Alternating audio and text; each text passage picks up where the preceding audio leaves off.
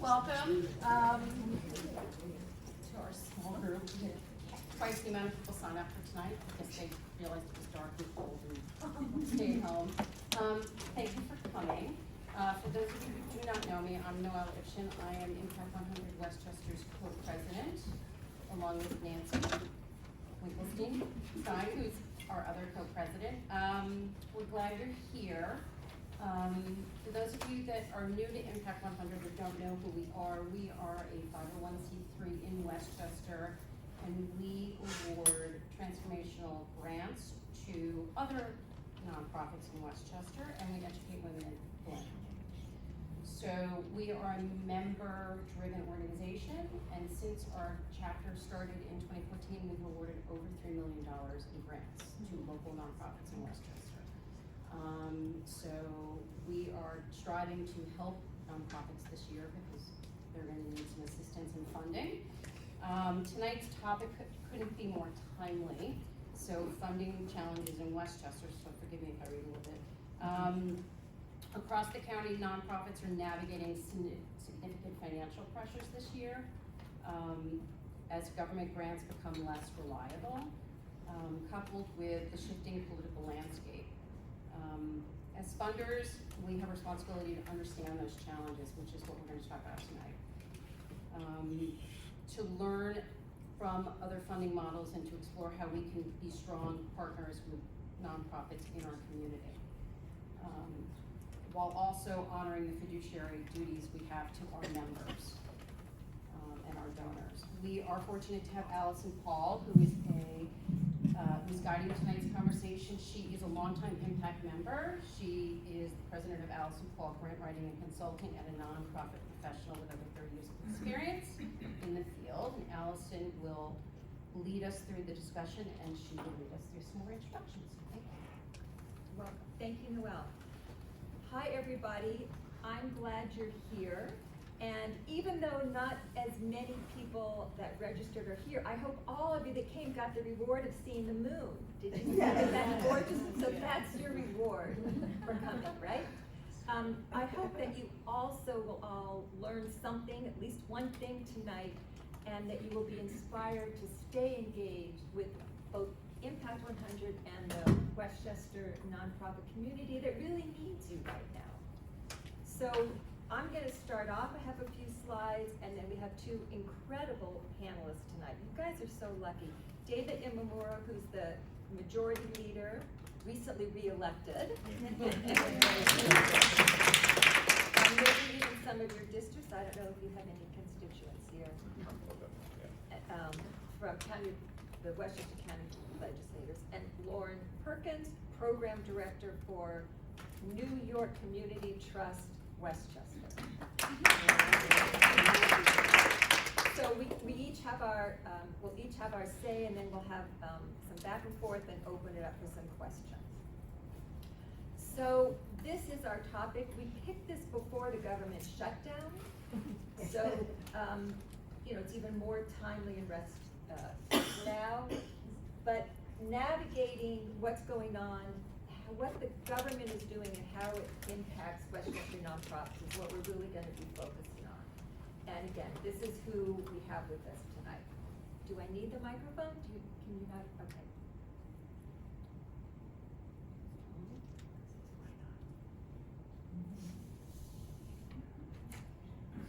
Is it on?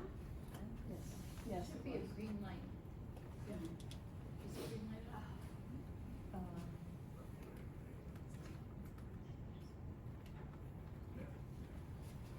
Okay, is this on now? No. You're awesome. Okay. All right, I'll give it back. Promise. Okay, moving on. So, how are nonprofits feeling? Well, we've seen better days. We have at least Diane Rosenthal from Student Advocacy is here. Someone is here from Bridge Fund. Any other nonprofits? Who was here? Tell us, Feeding Westchester. Yes. We talked right on Zoom, I think. So welcome. YPI. Oh, great. Okay, so good. We have and of course the library system. Thank you, Patricia, for hosting us. We should all appreciate and the library for hosting us in this great space. All right, so how are nonprofits feeling? Not so great. A little on guard, uncertain, watchful, fearful. Those of you, yes? Okay. Well, why? What's going on? Beyond just Westchester, I downloaded 2 survey results. Taproot Foundation matches skilled volunteers with nonprofits. And they did a survey in the spring of 175 nonprofits. Here you can see increase in demand, decrease in funding. It's not a good recipe, guys. 75% of respondents agree or strongly agree that the current political and economic climate directly impacts their organization's mission. And there's a lot of concern about staff well-being, and I wanted to point that out, that the people that work in nonprofits feel this, and it's affecting how people are faring as well. That's one survey. Another one, Instrumental is spelled peculiarly, but that's their brand. They are a grant prospect and research online platform. So people like me, people in agencies that look for grant funding can go onto an online portal and put in keywords and come up with some grant prospects. They surveyed 300 nonprofits this spring. 60% of those said they feel their mission is misaligned with current federal priorities. 50% reported a loss of public funding, and 92% of respondents say they are having to pivot to stay funded and focused. So that gives you a little sense of what's going on and how nonprofits are responding, and Lauren's going to talk a bit more about that. But what is happening on the federal level that's making nonprofits feel this way? I just want to share with you some of the issues. So we know, we've heard about federal grants. We know, I think everybody knows, some have been terminated, some have been frozen, some rewards have been rescinded or clawed back. What happens at the federal level with federal grants impact what happens at the state, and that impacts what happens at the local level, and David's going to fill us in a lot more about that. I'm not going to spend time on that. But what's the impact on this competition for grants with nonprofits? Well, there's a lot more competition. I have heard on phone calls with others that portals are closing early because the funders don't have the capacity. Maybe they were expecting 200 applicants and they're getting 500 3 days before the deadline, so they're closing the portal early. There's fear that some funders that are being besieged might switch to invitation only, meaning you can't apply unless you're invited. There's payment delays. For many nonprofits that do get government funding, they're reimbursement grants. And with some of the stuff that's going on, already about half of the state's contracts come in late. So nonprofits are having to juggle their finances while they wait for the funds that they have a contract for and were promised. With all this that's going on, that could be more delays. That might mean some nonprofits need bridge loans. We do provide interest-free loans. Okay. But the clients. Or some emergency funds to tide over while they wait for the funds they have a contract for. And then, of course, right now, with the shutdown, there are no federal employees to talk to you about the status of your repayment or anything to do with your grant. So these are some of the other things nonprofits are feeling regarding grant funding. And there's no way that foundations will ever make up for the amount of government funding that there has been rescinded, nor individual funders. Although I hear there's someone who's going to be making $1 trillion, maybe that person could, make up the difference. But I don't think that's going to happen. All right, what else is going on that's impacting nonprofits? There's executive orders. I'm going to show you a slide about that. IRS is politicizing some nonprofit status. I'm not going to go into that. You may or may not mention that. I don't. Language. Many of you have heard nonprofits have spent time scrubbing their websites. There are lists of words that are banned that we should not use if we're doing federal grants and that sort of thing. So that's affecting nonprofits and how we go about our business. And then, I'm not going to go into it, but data sites, when nonprofits write grants to demonstrate need, they get data. Many federal websites, well, they're down now, but there's been a lot of staff cuts to organizations like the Census Bureau that collect data. And if the people collecting data and then analyzing that data and putting it in a way you can understand are not there, there will be unreliable data.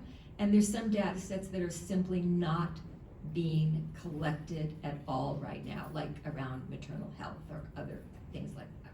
So these are things that are greatly affecting nonprofits I wanted you to know about. Now, we also have new compliance complications. So for instance, this is an example of an addendum that was put on a grant contract for a nonprofit. And there are all these additional things you need to sign off on if you're going to accept the money. This is a CDBG grant, and note the bottom, if you violate this, the whole entity's funding might be clawed back. And another thing that's just worrisome here is the requirement to use the SAVE system, which is a federal online system. Well, what happens if you start entering some personal client data on that system? No one really knows. Could that put your clients in harm's way? So this is the kind of thing a nonprofit has received and has to figure out, am I gonna sign off on this and take the money, or am I not? And some nonprofits are saying it's not even ethical to take government money right now because of some of the things that are said. Here's a letter that went to a school district. This was for continuation funding, so not a new grant. And note, they're not going to do the continuation funding because they no longer feel the program it reflects the prior administration's priorities and conflicts with those of the current information. Paragraph 2, specifically, your grant application states that teachers would also receive training on social justice issues, including diversity, equity, and inclusion, as well as capacity building to better support youth who have experienced trauma. That is no longer an allowable thing to do by this administration. And so they are told they must promptly refund any unobligated funds. So these are the kinds of communications nonprofits are getting, which, makes us a little stressed out. You all know about the big, beautiful bill and that it's gonna have an impact on New Yorkers and everybody's health care. Just some facts about that. What's happening at the federal level with taking that money back is gonna affect the state and local. David's gonna talk more about that. And just so you know, here in Westchester, we know what's going on with SNAP not happening. An estimated 73,000 Westchester residents receive SNAP funding. And when you cut SNAP funding, not only do people go hungry, think about putting your kids to bed if you have kids when they are hungry. What do you do as a parent? How do they get up and go to school the next day? But when you cut SNAP, you're also hurting groceries and the whole agricultural system that is around it. So it has a lot of layers. All right, moving on. We've seen this government has put a spotlight on law firms, yes, universities. Well, now we're getting the spotlight. The nonprofits are under the spotlight with executive orders.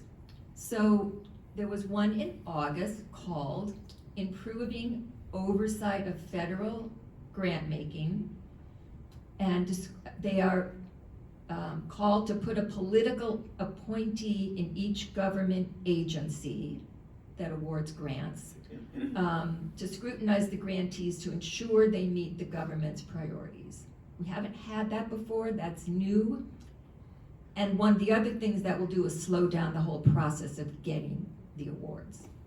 So more waiting. Discretionary awards must advance the president's policy priorities, and you can't use things for these things I have highlighted in yellow: racial preferences, denial by the grant recipient of the sex binary. So that reminds me, while we have this SNAP crisis going on, some grocery stores wanted to offer SNAP, if you prove you get a SNAP card, discounts on groceries at their grocery stores. Department of Agriculture said, no, that's discrimination. If you give a discount for people that get SNAP food, you're discriminating against everybody else. That was told. It's on the USDA website. That's where we are. And then the other one, countering domestic terrorism and organized political violence, helps give sanction to target nonprofits and scrutinize them. Quickly, language, I'm not going to go on, but you should just know that there's a lot of language, a lot of words that have been banned from federal websites completely, and each agency might have its own set of words that are no longer allowed in grants, or if you use them, be aware you'll be flagged and triggered and most likely not funded. Yes, sir. Quickly, so Impact doesn't receive any federal money, No. so it shouldn't, that really shouldn't be apropos to here, right? What I'm trying to do is show you what the nonprofits that Impact does fund are facing now, what the climate is. So yeah, Impact is completely funded by the individuals, but you should understand as you review grants what they're facing and what they might be applying for. So wrapping up, there's a lot of challenges for nonprofits. Some of us feel helpless, but hey, you showed up, you came tonight, you joined Impact. If you haven't, we hope you will. And I really believe that collectively we need to feel we're doing something. So kudos to you for being here and coming to learn. And now let's learn from the real experts. I'm going to turn it over to David. He's going to talk to us. Steal the mic back. Oh, I'm sorry. All right. He's going to talk to us about the relationship between government and nonprofits.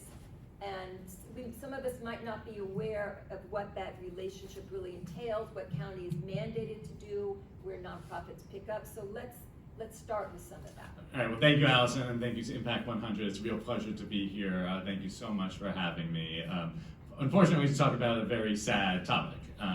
So the last time I was in this room was 2 weeks ago, where we had a forum with Nonprofits Westchester, so I think you were there, and someone described my presentation there as, quote, a bloodbath, in terms of the fiscal picture for nonprofits, so I'll try to avoid it being a bloodbath, but I will say, right, that the fiscal situation for the nonprofits that you fund is quite dire, right, and that is in part because of not just the federal cuts that we're discussing, but the state and local cuts that we're discussing, right? So Westchester County is a very, very big funder of nonprofits, right? Multiple organizations receive in the millions from Westchester County. That is a product, right, of the county's commitment to ensuring that community-based organizations have the money that they need to help people, right? And the county government is committed to that. And what Alison was saying was that there are lots of cuts at the federal level, but there have yet to be cuts on the state and the county levels. I'm telling you that tomorrow, the day that the proposed county budget is released, that is going to change, right? Because of the cuts coming down from the Trump administration, right? What is happening is that there's a lot of money out there that state and local governments get from the federal government that is frankly just no longer there, right? And it's a lot of things that aren't normally immediately apparent, right? So for the example, the Beeline bus gets $20 million, got $20 million from the federal government for operations, right? That's gone, that money is gone, right? So immediately that money has to come, in order to keep the buses running, that has to come from somewhere, right? And so that is, in this case, going to come from you, the taxpayers, right? And so then the question is, well, where's that $20 million come from? You can either raise taxes, or you can cut existing services, or some combination of the two, right? And we'll see tomorrow what the county executive proposes, right? But that is why we are in this situation where inherently, like the county government can no longer finance nonprofits at the levels that frankly they deserve, right? And that we would like to fund them at. So I meet with lots of as majority leader, I meet with lots of nonprofits, and I tell them you need to approach the next. You need to think about how your operations on a 4-year timeline, right? Because potentially the spigots are closed until then, right? So you need to think about how you can continue to operate for 4 years, assuming potentially massive cuts in what you receive, right? And that's where we look potentially to you to help, right? Because it's a lot harder to start an entirely new program than it is to maintain a program at lower funding levels and then try to restart it once the times are better, right? Or as on a pre-call we said, keeping the lights on is the new sexy now, for better or for worse, right? And I say this, I'm telling lots of nonprofits this, right? That assume you will get pretty substantial cuts from the county, assume that you will get even more substantial cuts from the state, right? Enter enter kind of a mode in which you're kind of keeping things going so that when things are better, you're in a position to start to offer services again, right? Because unfortunately, that's all we can offer currently. So I don't know, Alison, if you had additional questions on that particular item, or? Keep going. Yeah. I mean, Westchester has been great at providing mandated services in partnership with nonprofits, and then extra stuff. Maybe talk about. Yeah. So the county government, the Westchester County government has a $2.4 billion budget, right? The county administers Medicaid. The county administers SNAP, right? So what's happening now under the Trump administration is that the amount of money that the county has to distribute is going down, right?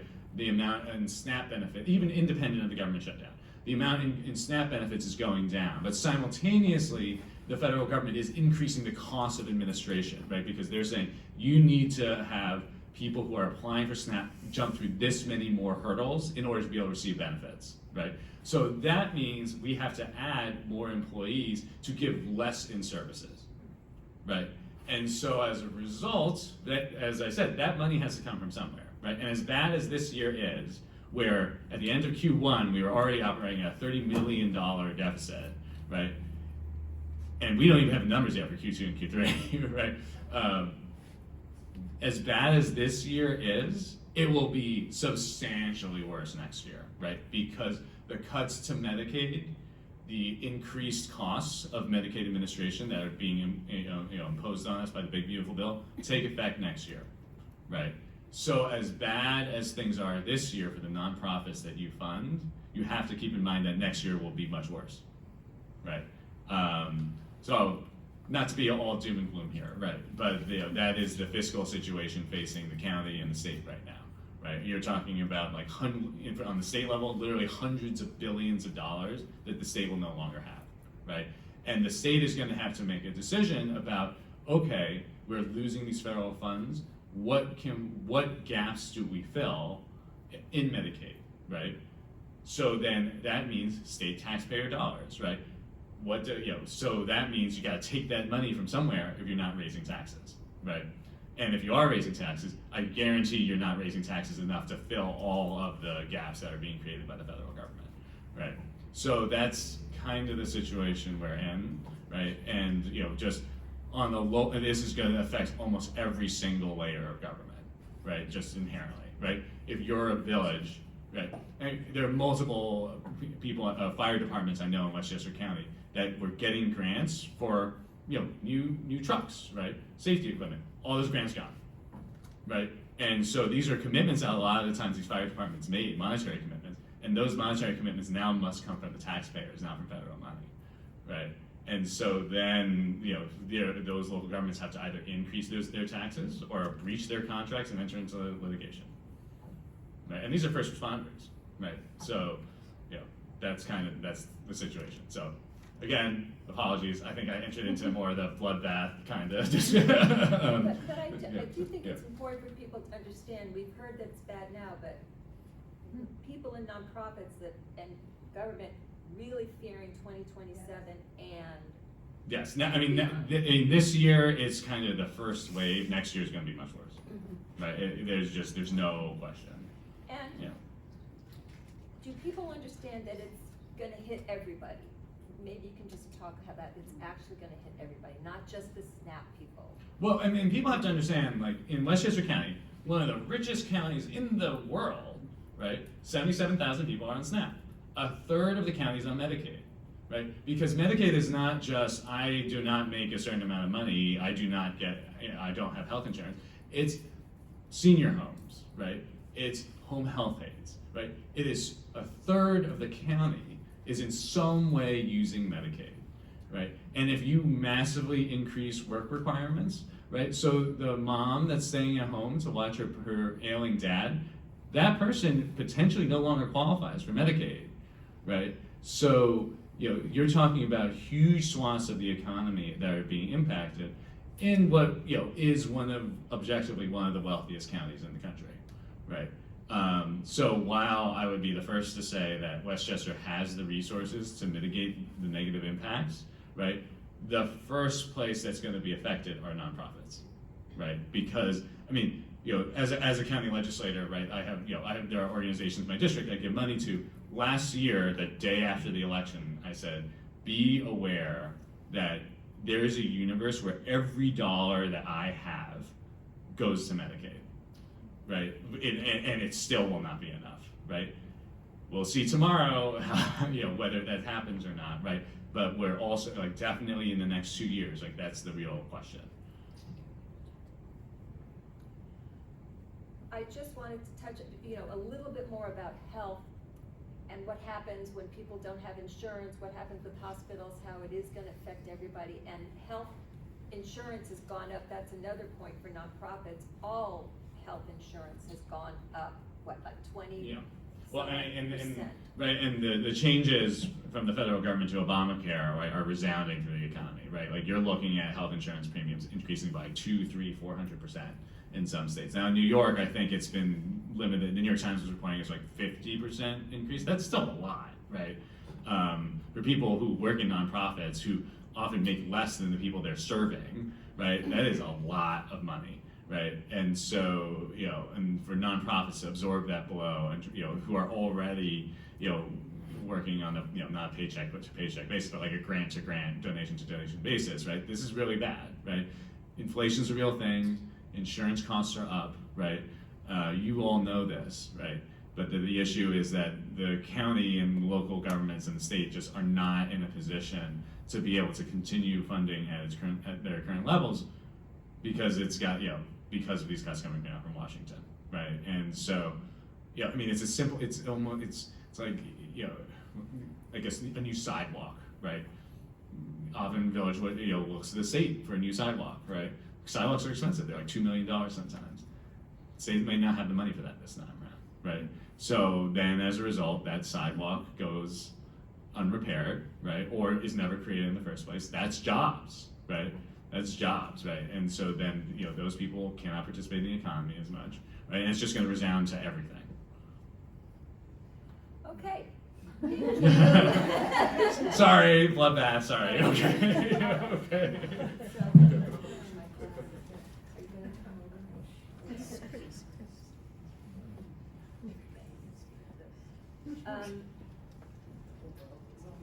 While she does that, I do want to underscore that these health insurance costs are going up for everybody, and that's another expense. So nonprofits, for the same number of employees, their health insurance costs for no more care is going way up. And as nonprofits face all these cuts, if we have staffing cuts in nonprofits, that's more people unemployed, more people that need SNAP or Medicare that may, it's just ricochets on down. So let's hear from another funder, Lauren Perkins. So you, Impact 100 is a funder, and Lauren represents the New York Community Trust as a funder. Yes, thank you so much for having me. Lauren Perkins, I'm a program director with the New York Community Trust Westchester office. I'm also joined by my colleague Laura Rossi, in the middle of the crowd, vice president of our office, who also happens to be a member of Impact 100. So I'm going to shift gears a little bit for the next few minutes as we go through these slides. I'm going to cover three main things. I'm going to talk a little bit about the New York Community Trust, just to provide a little bit of background about what we do and what we do in Westchester. I'll talk a little bit about some of the factors that are impacting nonprofits right now, and it'll be resonant with what's already been mentioned. And then I'm going to talk a little bit about what we're hearing from grantees and what their capacity building needs are, and some of the grant making that we're doing at the Trust in response. So just to begin, as a little bit of orientation here. So the New York Community Trust is one of the oldest and largest community foundations in the country. It was established in 1924 to serve the 5 boroughs of New York City. Opened offices in Westchester 50 years ago in 1975, and then later in Long Island. So community foundations like the Trust are unique organizations because we pool charitable funds to respond to community needs as they evolve over time. And there are about 800 community foundations across the country. Most are nonprofit organizations, and most serve a specific geography or place. At the Trust, the core of what we do is serve the 8 downstate counties, and try to make our region a more equitable place. And we do that in 2 key ways.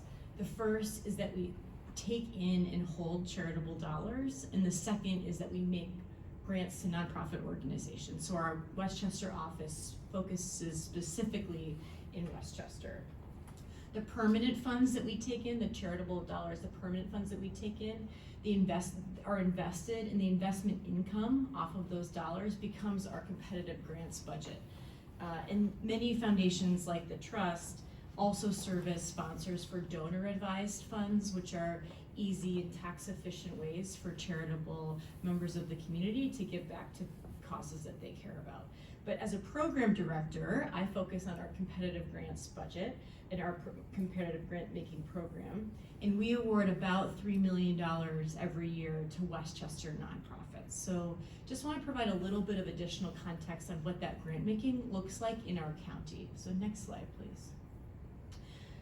So our competitive grant budget, as I mentioned, is supported by investment income, and currently by 50 field of interest funds, most of which are permanent. And each field of interest fund is established for a specific charitable purpose by a donor. And so these funds are allocated across these various grant-making areas that you see in colorful formation here in this pie chart based on their purposes. And then each of these grant-making areas, like the environment, civic affairs, and arts and culture, have their own strategy that's responsive to both donor intent as well as local needs here in Westchester. And you can read about all of those strategies on our website. But many of these areas I just want to point out actually address basic human needs. So for instance, our human justice portfolio is really about providing legal services to recently arrived immigrant families and individuals and low-income families. Our hunger and homelessness portfolio of work supports feeding programs and affordable housing and the like.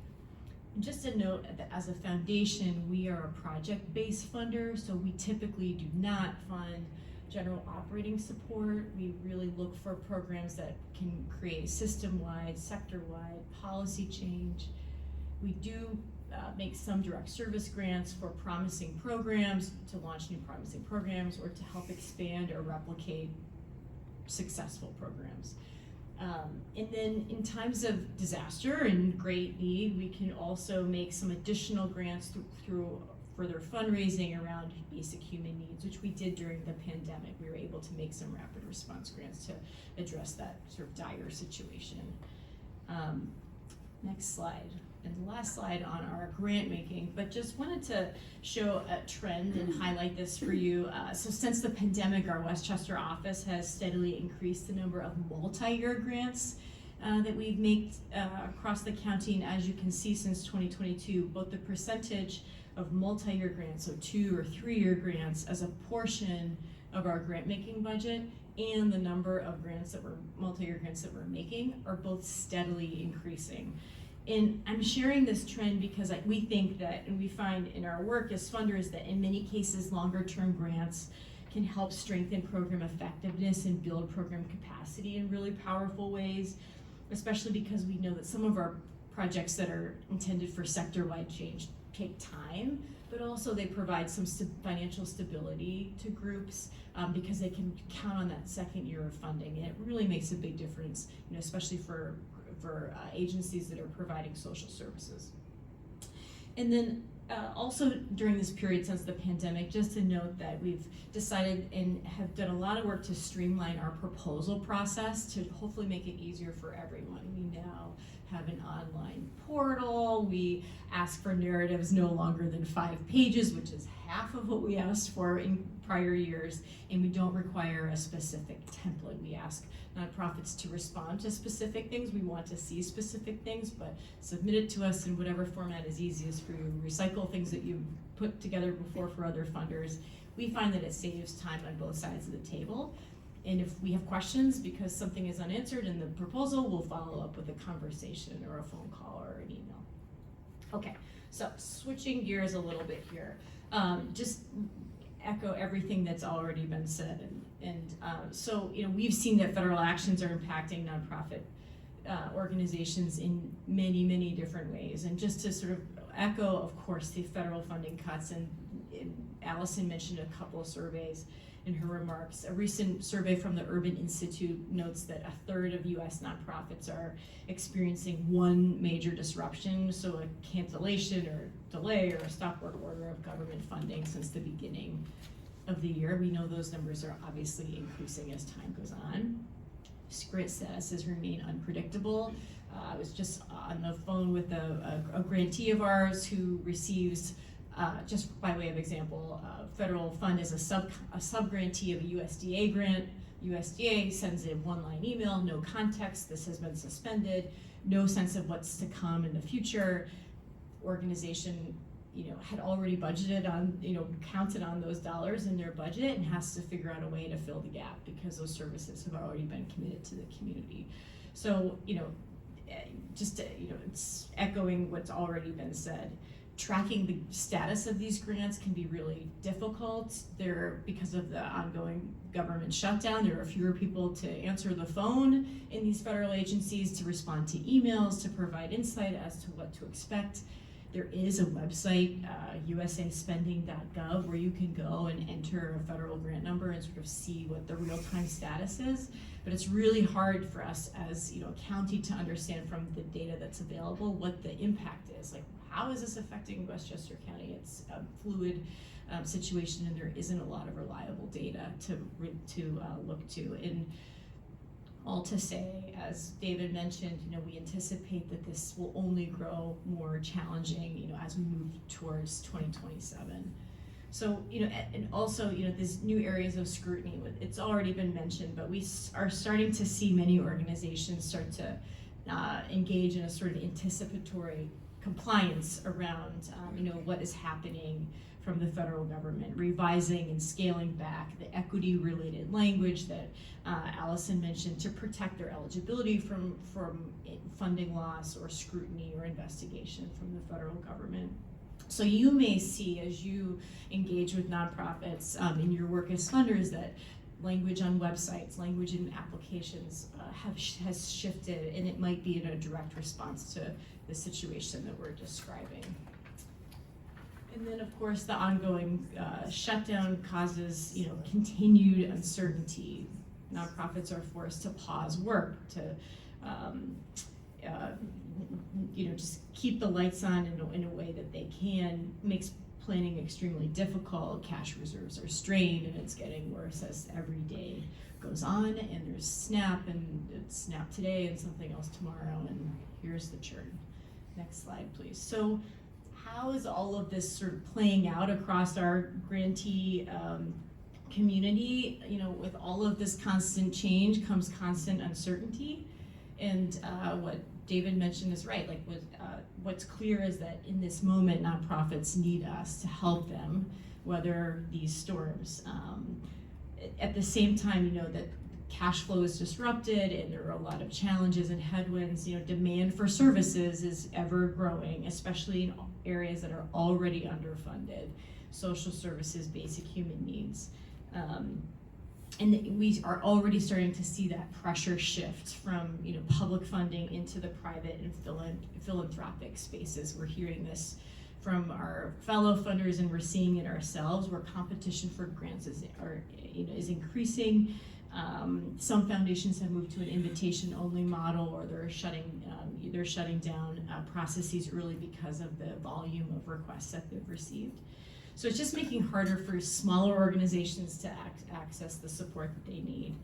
And it's really important to understand sort of in this whole context that philanthropy alone can't fill these gaps.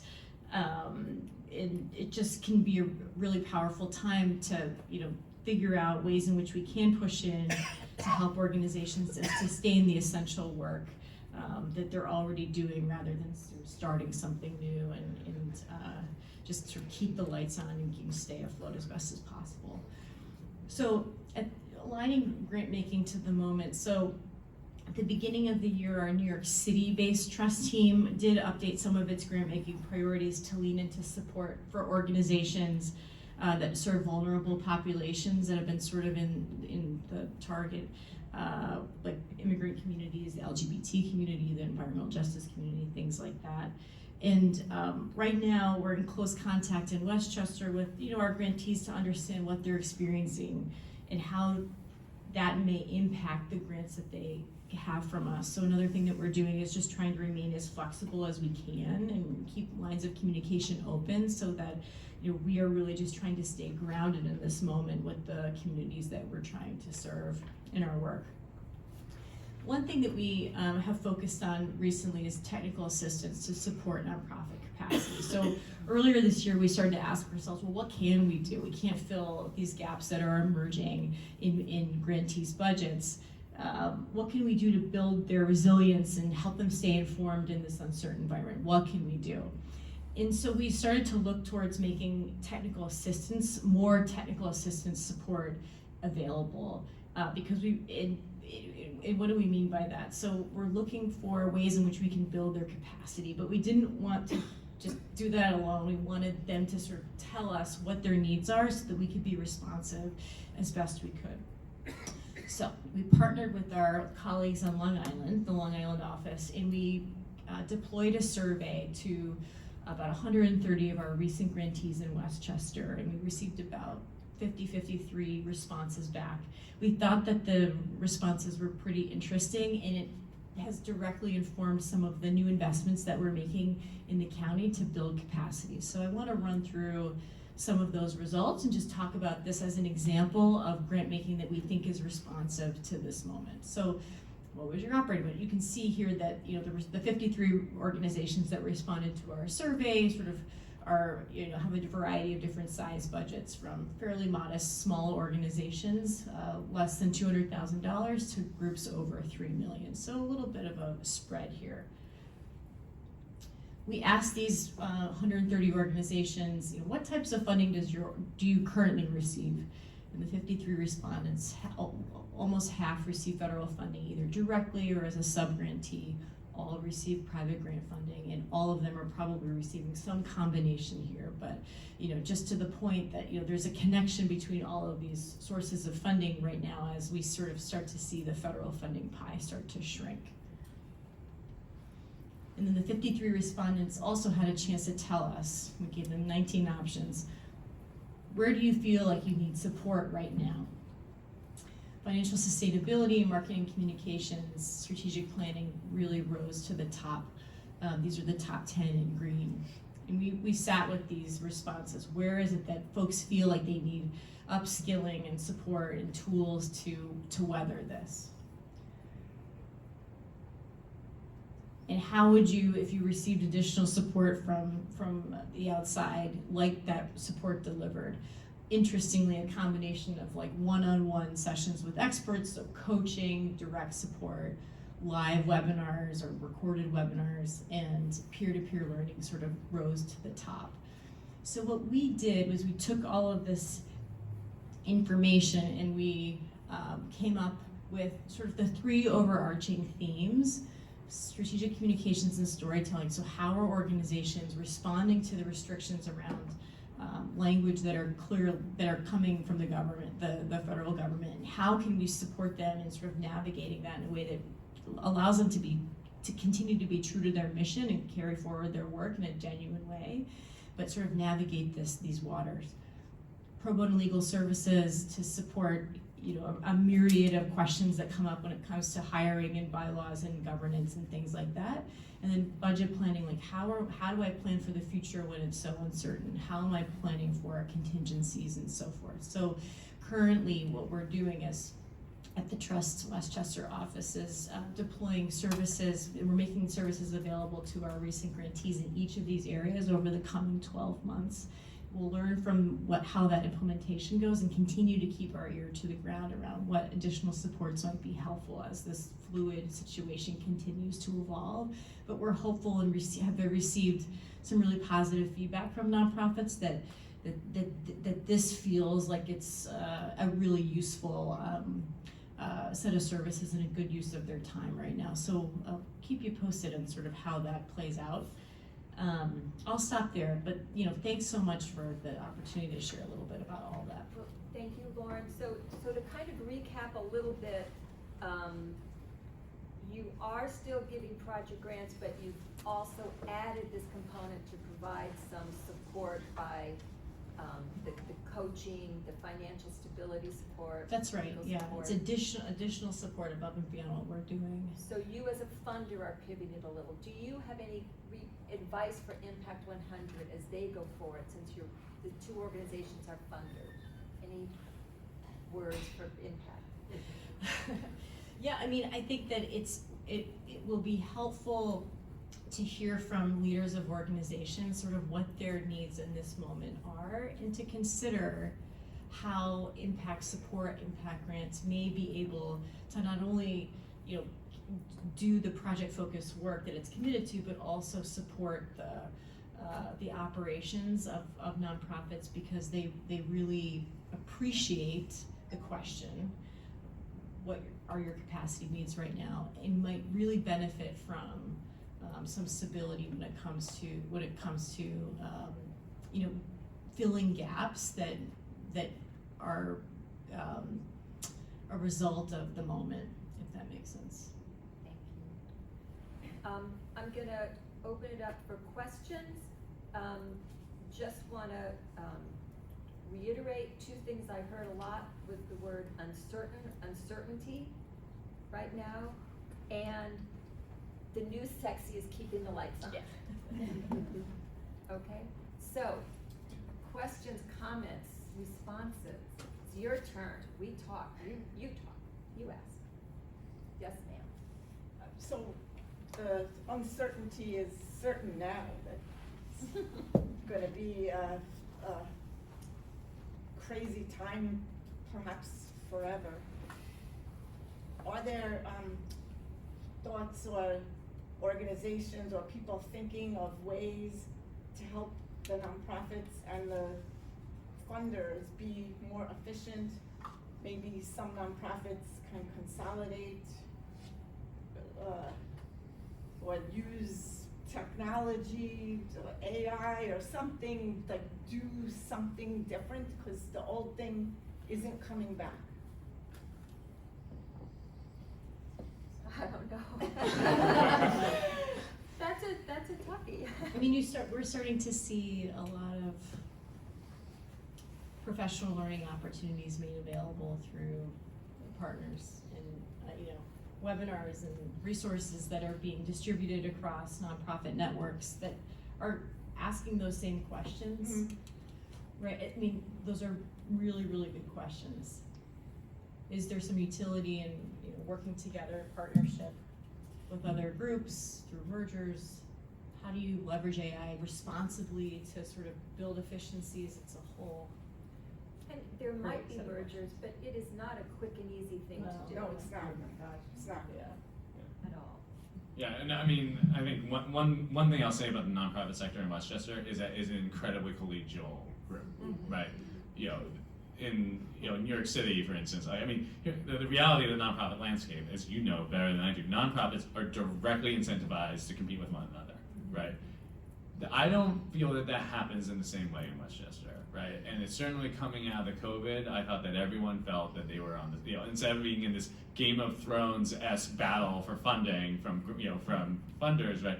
It seemed that everyone was working together, right? And I think that kind of camaraderie continues to this day, right? And I think, as I go around saying, sorry, we're not giving you as much money this year, right? It does seem to me that nonprofits are working together to try to, find synergies. Right, Diane. Sure. Thank you very much, both of you, and all of you. Very informative.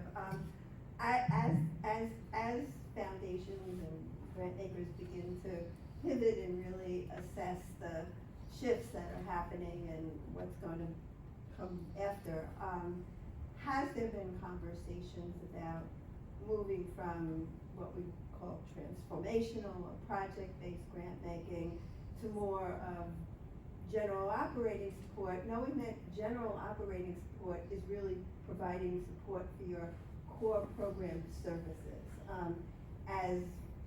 As staffing, as needs increase and staff gets overburdened, because at this point it's going to be very difficult to hire new staff.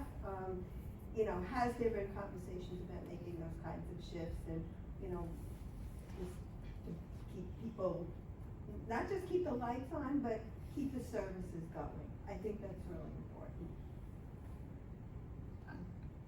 Go ahead. I mean, we don't have. I mean, I can answer it. Yeah. Sure. So it is something we have been talking about. We started talking about it, Over the summer.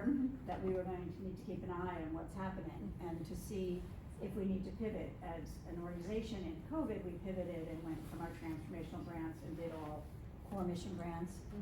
It may very well be something we need to look at for this year. We have, over the years, been increasing the amount of money we allow as core operational. Within the grants. Each year we've been bringing that up, and it's, we are, we're sticking with where we are right now, but we are keeping our ears open, and this is very helpful to sort of make us think about, do we already need to be making a pivot, or is it going to be more helpful for some organizations to have project-based, I don't know that right this minute we have an answer, but yes, so certainly from our point, it has been something we have been thinking about. And monitoring it closely. Yeah, and we'll continue to. Pat. Oh, I was just going to make a quick comment, to reiterate a little bit of what David was saying. Well, I was at and some of us here were here this morning for Nonprofit Westchester, had a session, and we talked a lot about what the current environment is for nonprofits. And I think one of the extraordinary things that I found over the years here is that the nonprofit community does work together. There were some funders on the panel, and the conversation really was not so much about mergers, but collaboration, really working together. So many of us do similar things, but differently, and that allows us to reach different target audiences. So that's where collaboration can really come in. We're actually working to fill a need, but we're working together to do it. And I think we're gonna have do that as we move into this uncertain time. Another area that people talked about is, the space in our buildings. There are opportunities, there may be opportunities where collaborating on space to work together, and not necessarily for your programs, but for instance, we have this big space here. We're going to be hosting as a tech sub-leaser nonprofit Westchester, and it's a way for us to, the rent here is high, they'll be paying rent. It's a way for them to have a space. There'll be lots more communication between the two agencies. So I think, people are starting to talk about how they are collaborating in very, sometimes, untraditional ways. But I think this is where we have to be creative. I was gonna say, just sort of on that, ways for even, for-profit organizations to help out. For example, we this year are moving our annual meeting to a nonprofit location so that the monies that we're paying out for our event is going to another nonprofit.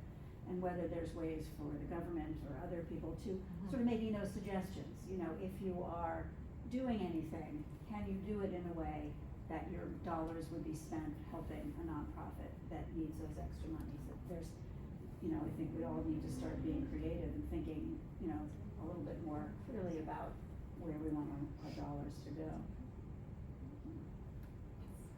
I have a very naive question, but I figured I'd throw it out to the experts here. Why is this happening? Why? Nobody wants to say, I don't want to feed the hungry, I don't want to give health care to those, I don't want to. I mean, a lot of it, you'd like to say it's a Democrat-Republican thing, but the Republican states tend to be some of the poorer states and some of the people who need more Medicaid, and why? What's the, why are they, I know that's so broad and so naive, I'm well aware of that. So I was directly told that I should not talk about politics on this panel. I'll just say this, right? When I ran for office 2.5 years ago, I ran because I believed in government's ability to do things and to help people. I now realize that part of my role now is to, instead of trying to do good things, I'm trying to keep bad things from happening, right? And that's nowhere is that more true than in this space, right? Where the federal government is making massive cuts, right? And, in terms of why this is happening, it's true. New York is a funder state, right? More money goes from New York to the federal government than New York receives in return. Yeah, in right? California and all that, yeah. But that the people currently in power, I'm trying to avoid certain terms here, right, don't really care about that, right? And so, and you see it, when Senator Tom Cotton from Arkansas is saying, wait, hold on, this Medicaid bill is going to destroy rural hospitals, right, that are entirely dependent on Medicaid, right, because no one in these rural areas can afford their own health insurance, right? And you saw it in Kentucky in 2016 when 40% of residents in some of these areas are on Obamacare, and rightfully said at the time, oh, well, Donald Trump won't take away my Obamacare.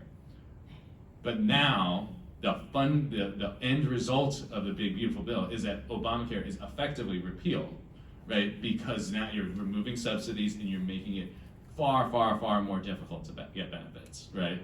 I understand, and Yeah. I don't agree with, but I understand why people don't want to fund abortion, or why people don't want to fund certain things that maybe are important to me, but I don't understand why who doesn't want to help people who need health care, or farmers, or feed people. Well, What do they want to do with the money then instead? keep it. Just for those, great. just for the 1%, Who like, got, yes, who got keep the it. tax cut? Military. oh, I know, and I know that, you know, the population that voted for it, that's my confusion. Well. And I Yes. surround myself by us, so that doesn't help Right, me either, but I mean. Yeah, go I ahead. once heard a very wise group of nonprofit leaders talk about county budget under prior administration and where there were drastic cuts to the nonprofits, and the question was like, why is this happening? Who do they think is gonna provide just basic core services? And the discussion became reframed around the county budget. These were brilliant nonprofit leaders saying, well, let's sort of have a conversation in the community that the county budget is essentially an expression of our values. So let's talk about what our values are, and let's unpack, because budget is like, gets wrapped in these talking points of your taxes. So I'm sitting here going, hearing from David, my taxes are about to go up, and going like this, and thinking, but that's in order to prevent bad things from happening to people who are my neighbors. So it's just, I think, this framing around what are our values was very helpful to me. Yeah. That's gonna have to play out in a much different, broader national context, but we don't hear a values discussion, right? Yeah, Right. I mean, and Laura's absolutely right. Like, I mean, so we're sitting here, and we're gonna have to make a choice, right? We have to cut services and potentially raise taxes, right? We could also not raise taxes and cut services even more, right? I also think what's getting lost in the wider conversation is the overall economic picture, because how many nonprofit employees are in Westchester? I mean, that's over 60,000, right? So if you make the assumption over the next 2 to 3 years that nonprofits to stay afloat are gonna have to shrink, right? So say a third to half of those employees will become unemployed, then those people won't be able to receive the benefits that they're gonna need, right? I mean, there's an enormous ripple effect of unintended consequences that I don't think many people have thought about, you know, the people that want those tax benefits, what's gonna happen eventually to the stock market when the economy tanks. This is really a discussion of morality, Of course. right? I mean, you say, why is it happening? Because we don't all have the same values, and we project our values as if, of course, humanity cares about humanity and doesn't want children starving in the street. And yet, that's not actually a universal value. Yeah. Right. There's Yeah. the, I got mine, and I don't care about those people. They'll figure it out on their own. It's, I got mine and I want more, is the. And I new want all of yours. values, but I agree with everybody about values. I'm, Go ahead. no, I'm sort of stepping a little bit away, a couple of things. I mean, I think it's obviously we're talking about huge numbers. I think it'd be very helpful to quantify it and just to solve this X number of billions of dollars that are being withheld. And obviously the administration, I say obviously, but it appears the administration is withholding funds that have been approved by Congress Right. and is doing so illegally. And they have been ordered by courts to start paying up, and they're just not. So what I have been hearing and I'm sort of sadly hoping that somebody's making progress on that, is that some of the states, like New York and California, are looking at withholding the funds that we make into the federal government so that we can in fact reimburse ourselves. And then sort of when the system opens up again, we can rebalance the accounts, because you gotta do something. I mean, it is called our money as the state because it has been granted to us and it's being withheld well, I'm saying illegally, but, okay. So, you know, do you know anything about how Yeah, that's addressing? so for better or for worse, in addition to being an elected official, I'm also a lawyer, right? And so one of the proudest things I've been involved in my time in politics was helping Westchester County pass the Immigrant Protection Act, right? So this is one of the strongest immigrant protection laws in the country, right? I'm from Irvington. It started in Irvington. We passed it in Irvington with the goal of having Westchester County pass it, because at the time, Rob Astorino, who's the county executive, was literally referring hundreds of people to ICE for deportation every year, right? When George Latimer became county executive, signed the County Immigrant Protection Act, it stopped that, right? And then actually earlier this year in the special election for county executive, Donald Trump specifically attacked Westchester, specifically attacked the Westchester County Immigrant Protection Act, right? So this is something that started here in Westchester County and ended with the President of the United States, right? And so Westchester has always been at the forefront, right, in terms of fighting, I'm sorry, I'm lapsing into politics. Right, has always been in the forefront in fighting, fighting these kinds of injustices, right? And to your point, there's a bill in Albany right now we have explored in Westchester County, right, where if the federal government withholds money from the state of New York, and if there's a judicial decision requiring that money be restored, and if the Trump administration refuses to abide by that decision, that New York State will withhold money from the federal government, right? And I think, as Westchester County faces very real threats, right, to our money, from the federal government for that. Congressman Lawler appeared before the county legislature and directly said, right, that the county was potentially facing the federal government withholding money because of our immigration policies, right? This is a very, very real threat, right? So on top of there's less money to give nonprofits, we face retaliation from the federal government of withholding even more money.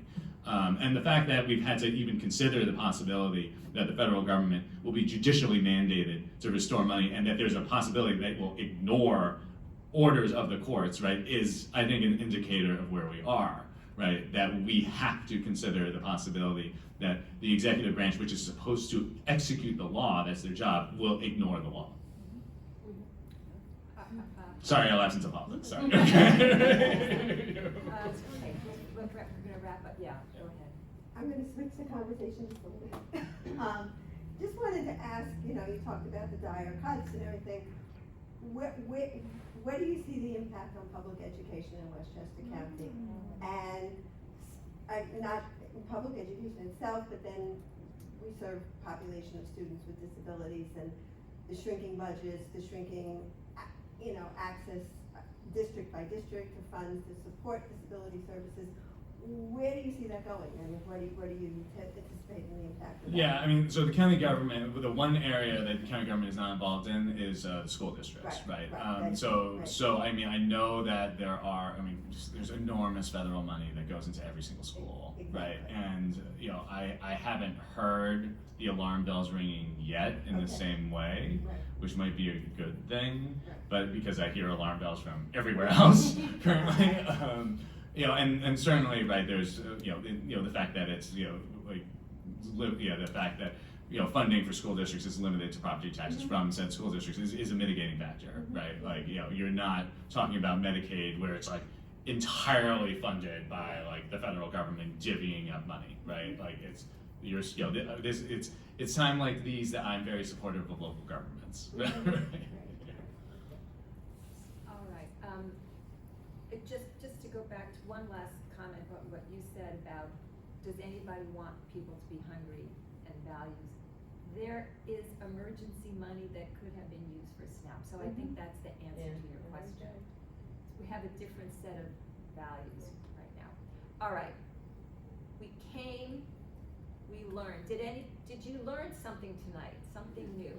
Yeah. All right. I'm sorry, what was that? Liz is depressed. Okay, well, here's if you are worried about a nonprofit, should you do nothing? Should you do what you can? Should you step up? By being here, we're coming together collectively and we're learning. Tell someone something you learned tonight. What did you learn? Tell me something that struck you. One or two people. What are you taking away? One or two things that struck you you're going to tell someone about. Yes. The breadth of the crisis, the length that we expect the crisis, and how because we're afraid to be that upset, we're actually not seeing the whole truth collectively. So even all the alarm bells, I think we're still not saying it as badly, not saying it's as bad as it is. I think that was brilliant. Anybody else have something to say? All right, well, I hope you'll all, before you leave, to put in your head something you've learned and to take away and commit to telling someone. So, if you take some step, help a nonprofit. Do you have time, talent, or treasure? Do you have time to volunteer? Do you have talent? Are you a fiscal wizard? Can you help a nonprofit that's struggling with finances? Can you help? Can you help at a food pantry? Time, talent, treasure. These are the things that impact us, that we all can step up and do collectively. Wonderful things happen when people get together. You've taken a step by joining, you've taken a step by being here, and let's go forth inspired and empowered to do what we can to see the vision of the world that we want, instead of succumbing just to the things that have rained down on us. So are you with me? Can we take some steps? On that note, I want to thank Pat in the back for letting us use this room. Thank you. In collaboration with Impact Westchester, because we are a nonprofit and we are very small. And we knew this was coming, so we're trying to grow our membership. So we raise money collectively through membership. So if you have a friend who's not a member, I'm looking at Leslie. If you want more information, we're happy to talk to any of your friends who would like to become a member, because that's our primary way that we raise funds. Our goal this year is to be able to get, award an additional grant. Last year we gave out $252,000 in grants. We're trying to get that up to about 270, maybe 275. So, because we'd like to give away more money. All right, so thank you.